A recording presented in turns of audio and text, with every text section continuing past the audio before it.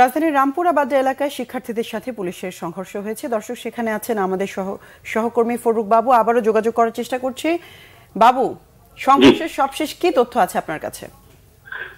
আপনি জানেন যে এখানে দুপুর 12টার আগ থেকেই শিক্ষার্থীরা অবস্থান নেয় ব্র্যাক ইউনিভার্সিটি এবং ইস্ট ইউনিভার্সিটির সামনের যে প্রগতি সরণি যে সড়কে, সেই সড়কে অবস্থান নিলে পরে এখানে এর আগে সকাল 10টা থেকেই পুলিশের উপস্থিতি ছিল এখানে চোখে পড়ার মতন। তবে পরবর্তীতে শিক্ষার্থীদের সাথে পুলিশের এখানে সংঘর্ষটা বেঁধে যায়।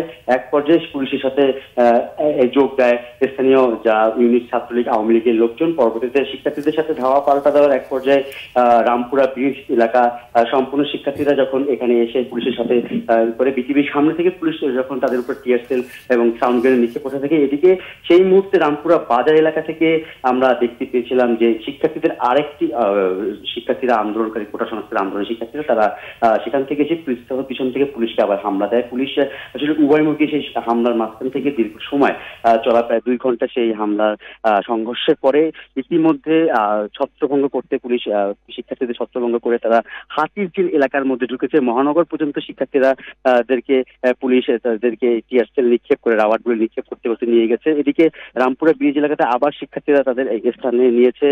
এক গ্রুপ পুলিশ ইতিমধ্যে হাতিরঝিল এলাকার মধ্যে রয়েছে, অন্য গ্রুপ পুলিশ রয়েছে বিটিভি বাংলাদেশ টেলিভিশনের সামনে। সেই সাথে আসলে বাড্ডার পুরো সড়কে কোনো ধরনের যান চলাচল বন্ধ রয়েছে, প্রায় 3-4 ঘন্টার উপরে যান চলাচল বন্ধ রয়েছে এখানে। এবং সেই সাথে শিক্ষার্থীরা আসলে তাদের যে দাবির জায়গা থেকে তারা যৌক্তিক দাবি করছে, সেই যৌক্তিক দাবিতে তারা আসলে বলে যাচ্ছে তাদের আন্দোলন তারা চলমান রাখবে। এখানে আমরা আরো দেখতে পেয়েছি শিক্ষার্থীদের সাথে বেশ কিছু সাধারণ অভিভাবক তারাও আসলে যোগদান করার বিষয়টা আমরা আমাদের চোখে পড়েছে এবং তারা আমাদের সাথে কথাও বলেছে, আমরা সেই বিষয়টা দেখেছি। এবং সবারই একটাই দাবি যে কোটা সংস্কারের যে জায়গাটা সেটা যতক্ষণ পর্যন্ত সরকারের তরফ থেকে নির্বাহী বিভাগ থেকে আইন করে না দেওয়া হবে ততক্ষণ পর্যন্ত তারা এই আন্দোলন তাদের চালিয়ে যাবে।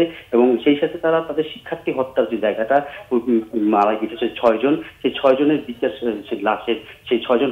বাবু, ধন্যবাদ আপনাকে।